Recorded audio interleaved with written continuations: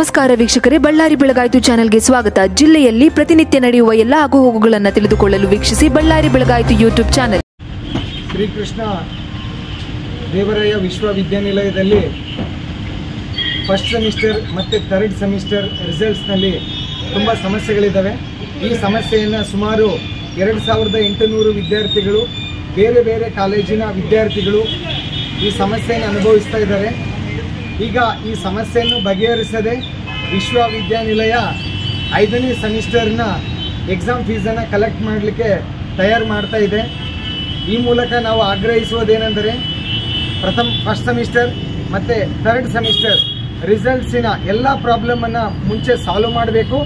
Solve ಮಾಡಿದ್ದಾದ ನಂತರ 5th ಸೆಮಿಸ್ಟರ್ದು ಫೀಸನ್ನು collect ಮಾಡಬೇಕು. ಇವಾಗ ಏನಾದರೂ ಕಲೆಕ್ಟ್ ಮಾಡಿದರೆ ಸಮಸ್ಯೆಗಳನ್ನು ಬಗೆಹರಿಸದೆ ಉಗ್ರ ಹೋರಾಟವನ್ನು ನಾವು ಮಾಡಬೇಕಾಗುತ್ತಂತೇಳಿ ಉಪಕುಲಪತಿಗಳಿಗೆ ತಿಳಿಸ್ತಾ ಇದ್ದೇವೆ. ಬಳ್ಳಾರಿಯ ನಿರಂತರ ಸುದ್ದಿಗಾಗಿ ಬಳ್ಳಾರಿ ಬೆಳಗಾಯಿತು ಚಾನೆಲ್ನ ಸಬ್ಸ್ಕ್ರೈಬ್ ಮಾಡಿ ಹಾಗೂ ಬೆಲ್ ಐಕಾನ್ ಒತ್ತಿ.